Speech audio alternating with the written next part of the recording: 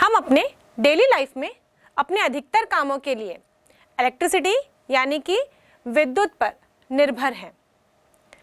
हम अपने किचन में यदि काम करते हैं तो हमको चाहिए होता है मिक्सी, माइक्रोवेव ओवन, फ्रिज। यदि हम किसी कमरे में बैठे हैं तो हमको वहाँ चाहिए लाइट, पंखा। गर्मी का दिन है तो हमको एसी चाहिए और टीवी तो चाहिए ही चाहिए। और डेली मोबाइल चार्ज करने के लिए भी विद्युत की ज़रूरत हमको पड़ती है। अगर ये विद्युत नहीं होता तो हम कई बहाने बनाने लग जाते हैं। जैसे आप भी स्कूल में यदि होमवर्क ज़्यादा रहता है और नहीं करके जाते हैं तो आप ज़रूर इस प्रकार का बहाना बनाते होंगे कि कल मेरे घर में इलेक्ट्रिसिटी नहीं थी, अंधेरा हो गया था, इसलिए मैं अपना होमवर्क नहीं कर पाया। तो हम कह सकते हैं कि हम अधिकतर कामों के लिए विद्युत पर निर्भर हो गए हैं। पिछले अध्याय में हमने विद्युत धारा पाठ में विद्युत धारा के बारे में जाना था। हमने ये जाना कि आवेश के प्रवाह को विद्युत धारा कहते हैं और इस पाठ से हमने लैब में कई छोटे छोटे विद्युत परिपथ तैयार किए थे। जैसे कि ओम का नियम, जो कि विद्युत धारा से जुड़ा बहुत ही इम्पॉर्टेंट नियम है, इसका सत्यापन करने के लिए भी हमने लैब में सर्किट बनाया था। ये सर्किट कुछ इस प्रकार का रहता है जिसमें हम एक चालक तार रहते हैं और हमको ये देखना रहता है कि विभव अंतर और धारा के बीच में क्या संबंध है। तो हम यहाँ पर एक चालक तार लेते हैं, एक रेजिस्टेंस प्रतिरोध लेते हैं और अमीटर वोल्टमीटर इसमें जोड़ते हैं। अमीटर श्रेणी क्रम में और वोल्टमीटर समांतर क्रम में। एक रियोस्टेट लेते हैं हम ताकि हम विभव के मान में परिवर्तन कर सकें। और यहाँ पर धारा को प्रवाहित करने के लिए या विभव अंतर लगाने के लिए हम इस्तेमाल करते हैं सेल या बैटरी का। ये जो सेल और बैटरी इस्तेमाल किया गया है, इसको जब जोड़ा जाता है तो इसमें से विद्युत धारा प्रवाहित होती है। और ऐसे कई और सर्किट हैं जिसको हम लैब में जोड़ते हैं।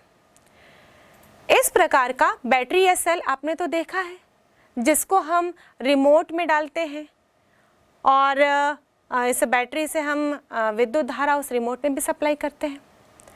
इस बैटरी में आप देखेंगे कि ऊपर लिखा होता है प्लस और नीचे लिखा होता है माइनस। प्लस और माइनस एक पॉजिटिव टर्मिनल को रिप्रेजेंट करते हैं, दूसरा नेगेटिव टर्मिनल। धारा तभी प्रवाहित होती है जब विभव का अंतर हो और धारा हमेशा उच्च विभव से निम्न विभव की ओर प्रवाहित होती है। यानी कि जब इस बैटरी को हम किसी परिपथ में जोड़ते हैं तो धारा हमेशा इस पॉजिटिव टर्मिनल से लेके इस नेगेटिव टर्मिनल तक ही प्रवाहित होती है।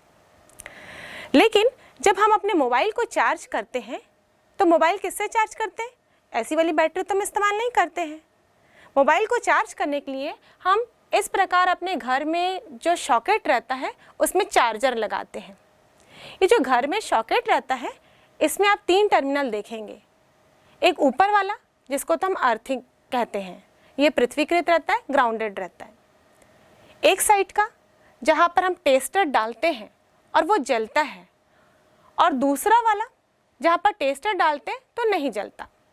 जहाँ टेस्टर डालते हैं और जलता है उसको हम कहते हैं फेस, और जहाँ डालते हैं टेस्टर और नहीं जलता उसको हम कहते हैं न्यूट्रल। इसमें तो हम पॉजिटिव और नेगेटिव नहीं कहते, हम कहते हैं फेस और न्यूट्रल। तो क्या इस बैटरी से प्रवाहित होने वाली धारा और इस सॉकेट में आने वाली धारा क्या दोनों सेम है या दोनों अलग अलग हैं? ये दोनों धाराएं अलग अलग हैं। जो बैटरी से धारा प्रवाहित होती है वो एक ही दिशा में प्रवाहित होती है, यानी कि इस बैटरी के धन सिरे से लेके ऋण सिरे तक। और इस सॉकेट में जो धारा आती है उसको हम फेस और न्यूट्रल बोलते हैं। फेस में जो धारा आ रही है वो प्रत्यावर्ती धारा है। प्रत्यावर्ती धारा एक ऐसी धारा है जिसमें धारा के मान के साथ साथ उसकी दिशा में भी समय के साथ साथ निरंतर आवर्ती रूप से परिवर्तन होता रहता है। आवर्ती रूप मतलब एक निश्चित समय के बाद ये साइकिल रिपीट होता है, और दिशा में परिवर्तन होता है मतलब इस धारा की दिशा भी परिवर्ती हो जाती है। कभी कभी हम अपने लैब में भी जब सर्किट जोड़ते हैं जहाँ पर हम सेल का इस्तेमाल करते हैं, वहाँ सेल की जगह हम बैटरी एलिमिनेटर इस्तेमाल कर लेते हैं और इस बैटरी एलिमिनेटर को इसी सॉकेट में जोड़ा जाता है और उसमें से धारा प्रवाहित की जाती है। तो जो एसी धारा सॉकेट में आ रही है उससे ये परिपथ कैसे चलता है, क्योंकि इस परिपथ को चलने के लिए तो धारा को एक ही दिशा में प्रवाहित होना चाहिए। और यदि हम सॉकेट से धारा ले रहे हैं, हम सोचते हैं कि सॉकेट में तो प्रत्यावर्ती धारा आ रही है, तो ये प्रत्यावर्ती धारा से सर्किट कैसे चल रहा है। तो एक्चुअली यहाँ पर जो बैटरी एलिमिनेटर इस्तेमाल होता है वो बैटरी एलिमिनेटर एसी को डीसी में कन्वर्ट कर देता है और जिसके कारण ये परिपथ या फिर ये प्रैक्टिकल संभव हो पाता है। वैसे ही हमारे घर के भी सारे उपकरण जो हैं वो डीसी से ही काम करते हैं, मतलब जब धारा एक ही दिशा में प्रवाहित होगी तभी तो वो उपकरण काम कर सकते हैं। तो जब हम मोबाइल को चार्ज करते हैं तो जो चार्जर हम इस्तेमाल करते हैं, जिसको हम सॉकेट में लगाते हैं, वो चार्जर भी एसी को डीसी में कन्वर्ट करता है। वैसे यदि हम कोई खिलौना अपना चार्ज कर रहे हैं, हम एडाप्टर लगाते हैं, तो वो भी एसी को डीसी में कन्वर्ट करता है।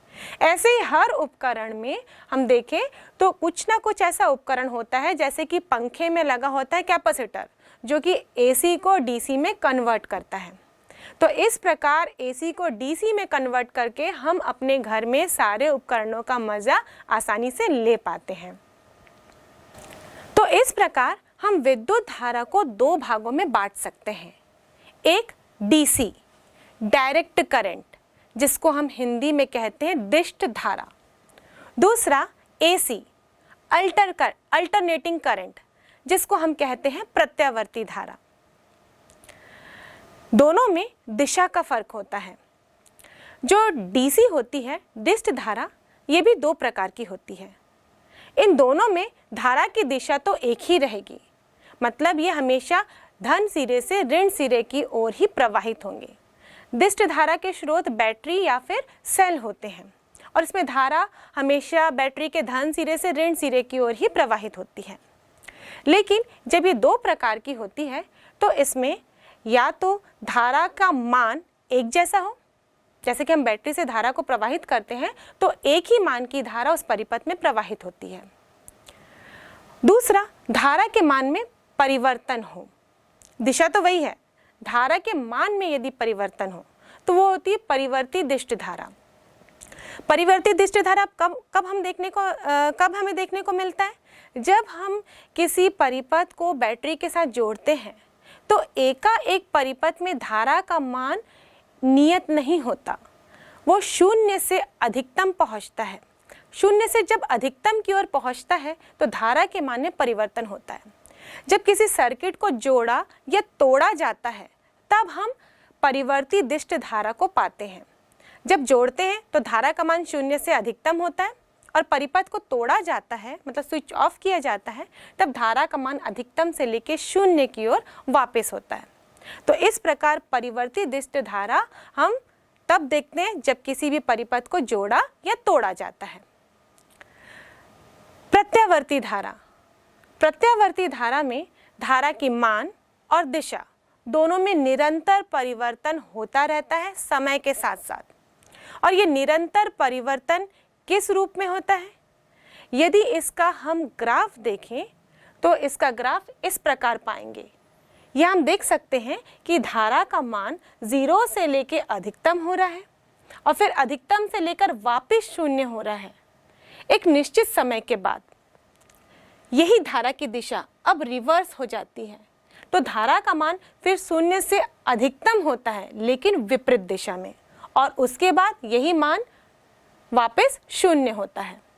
और ये चक्र एक निश्चित समय के बाद फिर रिपीट होता है और इस प्रकार का साइकिल हमको प्राप्त होता है।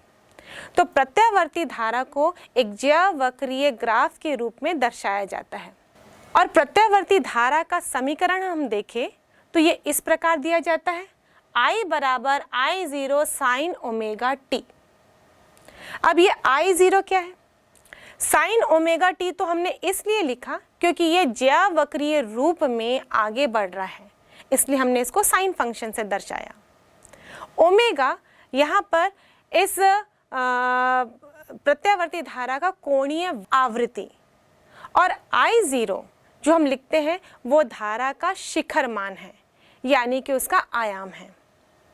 अब हम इस प्रत्यावर्ती धारा से जुड़े कुछ परिभाषाओं को देखते हैं ताकि प्रत्यावर्ती धारा को हम अच्छी तरह से समझ सकें।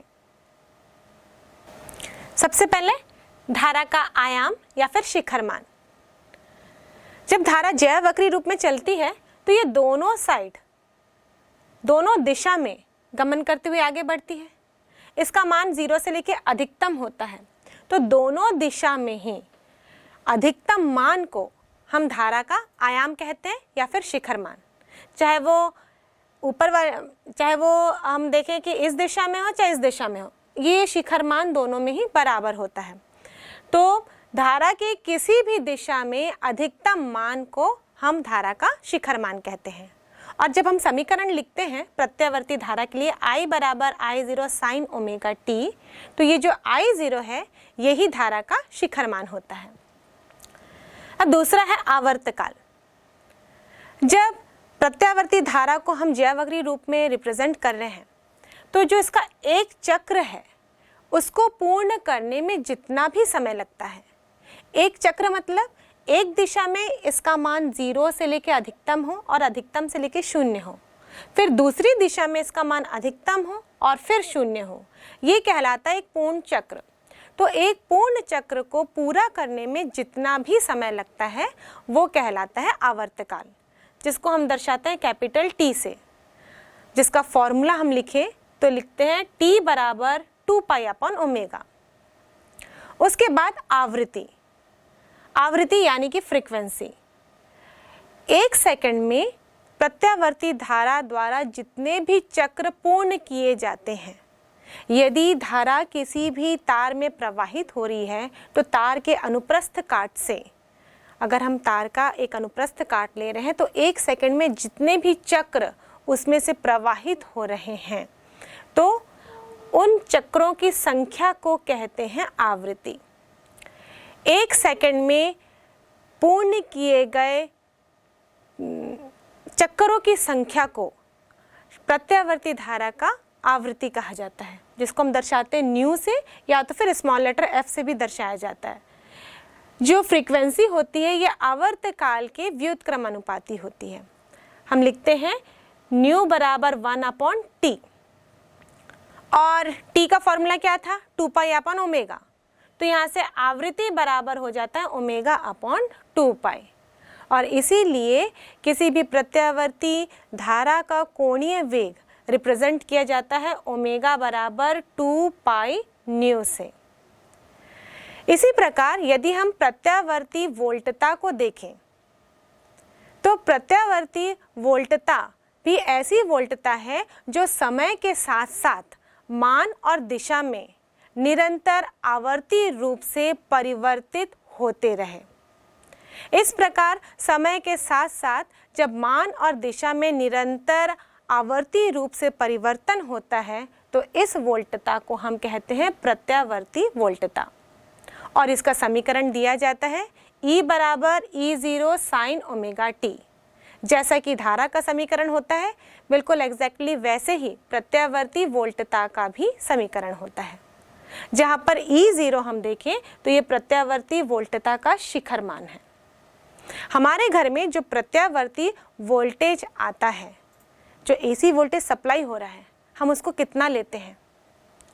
हम जानते हैं बच्चों कि जो सप्लाई हाई टेंशन वायर में आती है वो 440 वोल्ट की होती है, और जब ये हमारे घर में आती है तो ये ट्रांसफार्मर के द्वारा एक स्टेप डाउन ट्रांसफर के द्वारा कम करके हमारे घर तक पहुंचाया जाता है, क्योंकि हमारे घरों के उपकरण को 440 वोल्ट की आवश्यकता नहीं होती है, बल्कि ये 220 वोल्ट में कार्य करते हैं।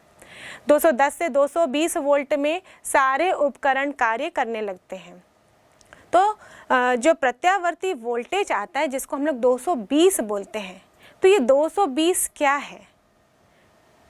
ये 220 वोल्ट एक्चुअली प्रत्यावर्ती वोल्टता का वर्ग माध्य मूल मान होता है। अब वर्ग माध्य मूल मान हम क्यों निकालते हैं? जब हम प्रत्यावर्ती धारा को देखें तो प्रत्यावर्ती धारा का औसत मान एक चक्र के लिए हमेशा 0 होगा, क्योंकि प्रत्यावर्ती धारा जितनी ही एक दिशा में परिवर्तित हो रही है, उसके मान में जितना एक दिशा में परिवर्तन होता है, सेम वैसे ही विपरीत दिशा में भी वो वैसे ही चक्र देती है।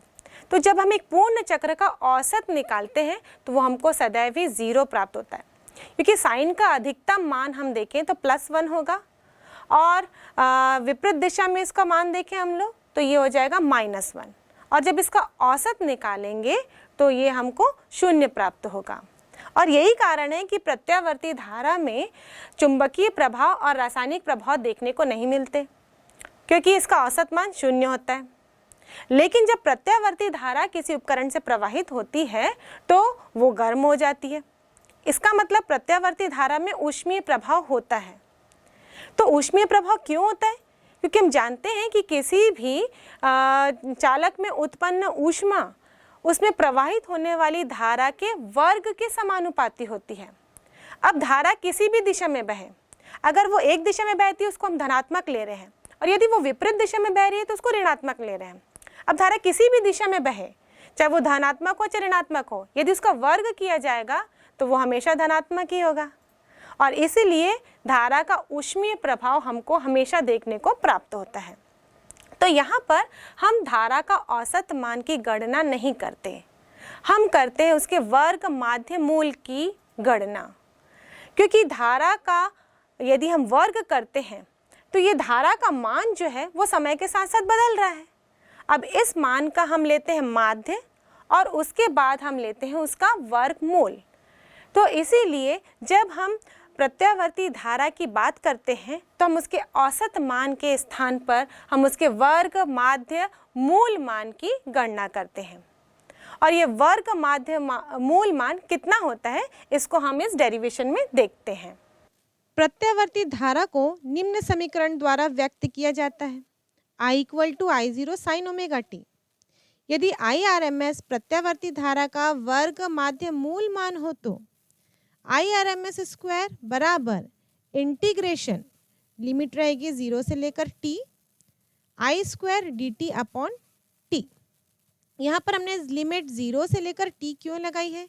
क्योंकि हम यहाँ पर एक पूर्ण चक्र के लिए RMS मान निकाल रहे हैं।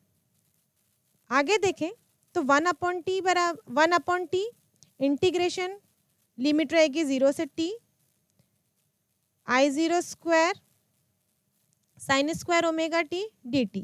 यहाँ पर हमने I का मान रखा है। अब I0 एक नियतांक है, ये इंटीग्रेशन से बाहर हो जाएगा। हम लिखेंगे I0 square upon t integration 0 से लेकर t sine square omega t dt। अब साइन स्क्वायर थीटा का कोई भी फॉर्मूला नहीं है डायरेक्ट इंटीग्रेशन के लिए, इसलिए इसको हम थोड़ा सा हल करेंगे।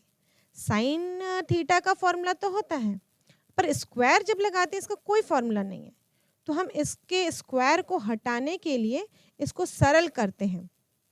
हम जानते हैं cos 2 थीटा बराबर होता है 1 - 2 साइन स्क्वायर थीटा, या थीटा हम ओमेगा टी लेंगे तो फॉर्मूला बन जाएगा cos 2 ओमेगा टी बराबर 1 - 2 साइन स्क्वायर ओमेगा टी।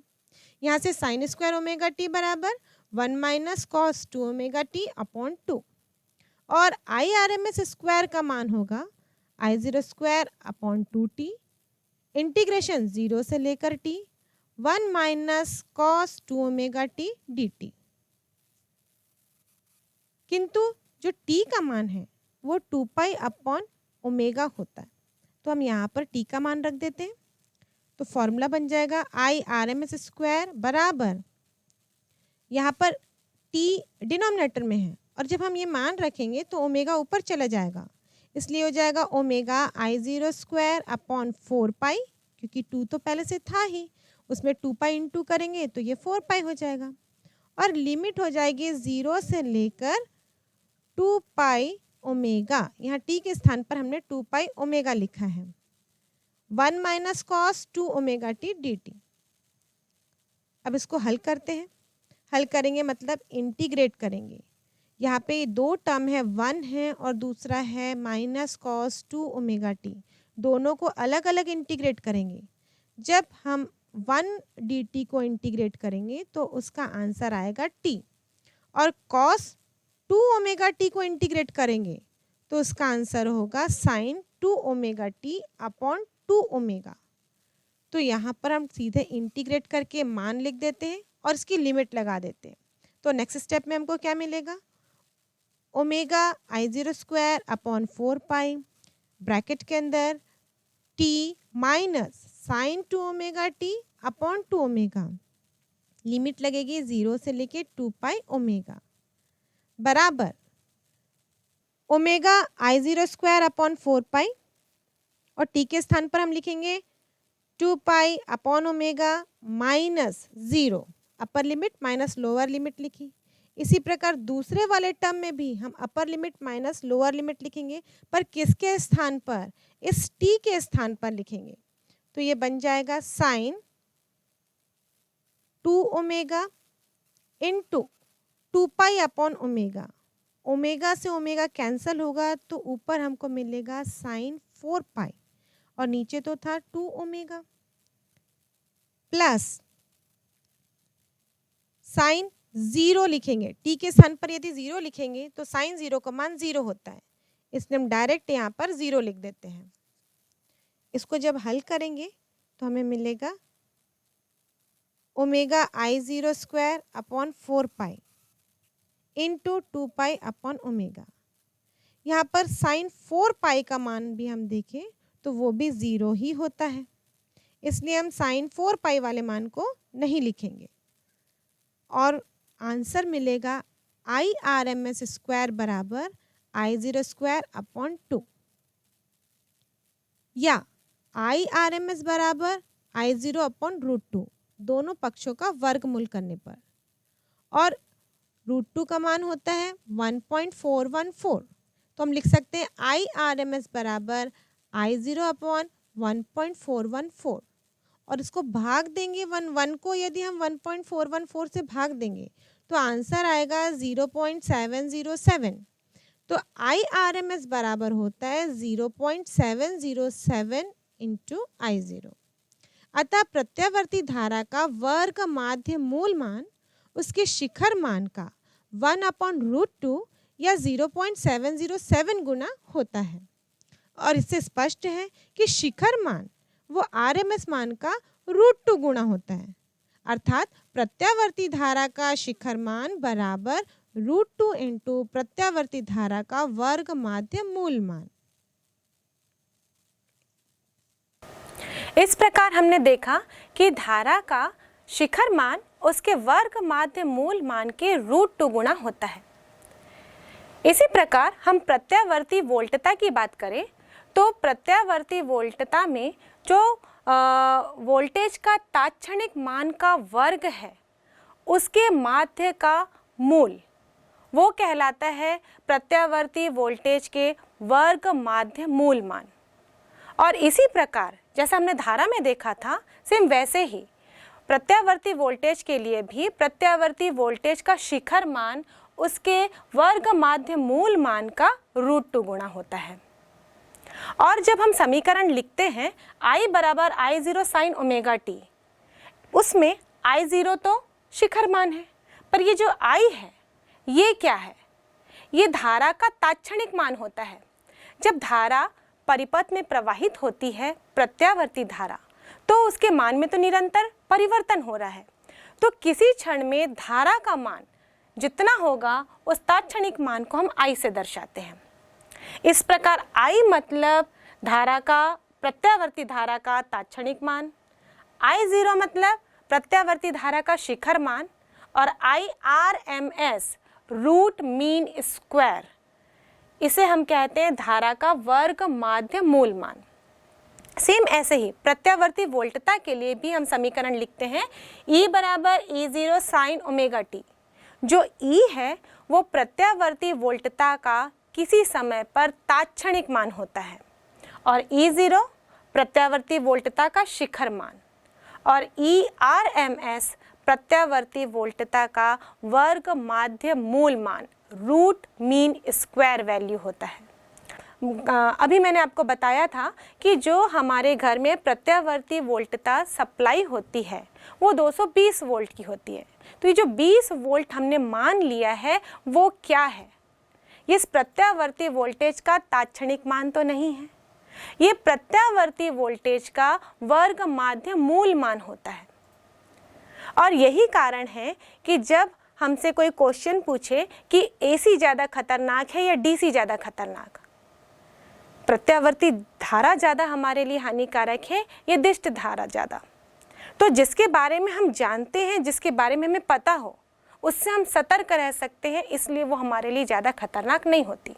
लेकिन जिसका हमको अंदाज़ा नहीं होता वो हमारे लिए ज़्यादा खतरनाक होता है। जैसे कि मैं यदि कहूँ कि 220 वोल्ट की प्रत्यावर्ती वोल्टता सप्लाई हो रही है, तो हम 220 वोल्ट के लिए अपने आप को प्रिपेयर करके रखे हैं, लेकिन वास्तव में 220 वोल्ट की प्रत्यावर्ती धारा हमको नहीं मिल रही।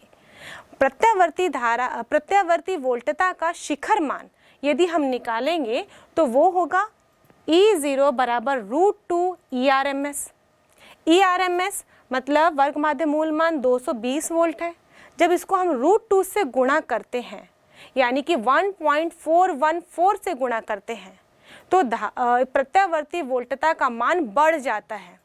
और हमने अंदाज़ा लगाया था 220 का, हम 220 के हिसाब से अपने आप को प्रिपेयर करके रखे थे, लेकिन ये वोल्ट तो उससे ज़्यादा मिला, इसलिए हमको झटके महसूस हो जाते हैं और हम कहते हैं कि प्रत्यावर्ती धारा से झटका लगा। झटका लगने का ये भी कारण है क्योंकि प्रत्यावर्ती वोल्टता में या धारा में हम कहते हैं उसकी दिशा बदलती रहती है, इसलिए वो झटके के रूप में हमको महसूस होती है। यदि बहुत ज़्यादा धारा हम तक पहुंच रही है तो दूसरे ही क्षण वो उसकी दिशा विपरीत हो जा रही है, तो हमको प्रत्यावर्ती धारा से झटके महसूस होते हैं। इसलिए यदि हम AC और DC को कंपेयर करें तो AC हमारे लिए ज़्यादा खतरनाक साबित हो सकती है। इस वर्ग माध्य मूल मान को निकालने का मेन मकसद ये है क्योंकि धारा में, प्रत्यावर्ती धारा में चुंबकीय प्रभाव और रासायनिक प्रभाव नहीं होता, जबकि उसमें ऊष्मीय प्रभाव होता है। और जब किसी परिपथ से DC दिष्ट धारा प्रवाहित होती तो भी उसमें ऊष्मीय प्रभाव देखने को मिलता है। किसी चालक से यदि IDC की धारा प्रवाहित हो रही है जिसका प्रतिरोध R है, तो उस चालक में उत्पन्न ऊष्मीय प्रभाव की जो दर है, उत्पन्न ऊष्मा की जो दर है, वो दी जाती है समीकरण I² IDC लिखेंगे क्योंकि यहाँ दिष्ट धारा है R से। जबकि उसी चालक में यदि प्रत्यावर्ती धारा प्रवाहित हो रही है तो उसका समीकरण हम लिखेंगे I/RMS² × R। वहाँ पर हम धारा का तात्क्षणिक मान नहीं लेंगे, बल्कि हम वहाँ धारा का वर्ग माध्य मूल मान लेंगे एक पूर्ण चक्र के लिए, क्योंकि हर क्षण में तो ये ऊष्मीय प्रभाव अलग अलग होगा, तो हम एक पूरे चक्र के लिए निकालते हैं। और जब पूरे चक्र के लिए कैलकुलेट करते हैं तो औसत मान नहीं लेते हैं, क्योंकि औसत मान हमेशा शून्य हो जाता है। उस कंडीशन में हम क्या लेते हैं, धारा का वर्ग माध्य मूल मान लेते हैं। तो हम लिखेंगे I/RMS² × R। यदि दोनों ही प्रकार की धाराएं उस चालक में बराबर ऊष्मा उत्पन्न कर रही है तो उस कंडीशन में IDC बराबर I/RMS हो जाता है। इसका मतलब प्रत्यावर्ती धारा का वर्ग माध्य मूल मान दिष्ट धारा के उस मान के बराबर होता है जो किसी चालक में समान ऊष्मा उत्पन्न कर सके। प्रत्यावर्ती धारा के बारे में कुछ कॉन्सेप्ट जानने के बाद हम प्रत्यावर्ती धारा और दिष्ट धारा में तुलना कर सकते हैं। तो प्रत्यावर्ती धारा और दिष्ट धारा में अंतर देखते हैं। प्रत्यावर्ती धारा, दिष्ट धारा। प्रत्यावर्ती धारा के परिमाण और दिशा दोनों ही आवर्ती रूप में परिवर्तित होते हैं। दिष्ट धारा की दिशा नियत होती है, परिमाण बदले या ना बदले। यह धारा रासायनिक और चुंबकीय प्रभाव प्रदर्शित नहीं करती, केवल ऊष्मीय प्रभाव प्रदर्शित करती है। यह धारा रासायनिक, चुंबकीय तथा ऊष्मीय प्रभाव तीनों को प्रदर्शित करती है। इस धारा के मापक यंत्र धारा के ऊष्मीय प्रभाव पर आधारित होते हैं। इस धारा के मापक यंत्र धारा के चुंबकीय प्रभाव पर आधारित होते हैं। बिना ऊर्जा क्षय के इस धारा को कम किया जा सकता है, इसके लिए चोक कुंडली का उपयोग करते हैं। बिना ऊर्जा क्षय के इस धारा को कम नहीं किया जा सकता। दिष्ट धारा के मान को कम करने के लिए प्रतिरोध का उपयोग करते हैं, जिससे ऊर्जा का ऊष्मीय ऊर्जा में क्षय होने लगता है। ट्रांसफार्मर का उपयोग करके इस धारा की वोल्टता को बदला जा सकता है। इसमें ट्रांसफार्मर का उपयोग नहीं किया जा सकता। यह धारा किसी तार के समस्त परिच्छेद में समान रूप से प्रवाहित नहीं होती। यह धारा किसी तार के समस्त परिच्छेद में समान रूप से प्रवाहित होती है। उच्च ट्रांसफार्मर का उपयोग करके इस धारा को कम शक्ति व्यय से दूरस्थ स्थानों तक भेजा जा सकता है। इस धारा को दूरस्थ स्थानों तक भेजने में अत्यधिक शक्ति व्यय होती है। प्रत्यावर्ती धारा समान वोल्टता की दिष्ट धारा से अधिक खतरनाक होती है। दिष्ट धारा समान वोल्टता की प्रत्यावर्ती धारा से कम खतरनाक होती है। विद्युत चुंबक बनाने के लिए इस धारा का उपयोग नहीं किया जा सकता। विद्युत चुंबक बनाने के लिए इस धारा का उपयोग किया जाता है।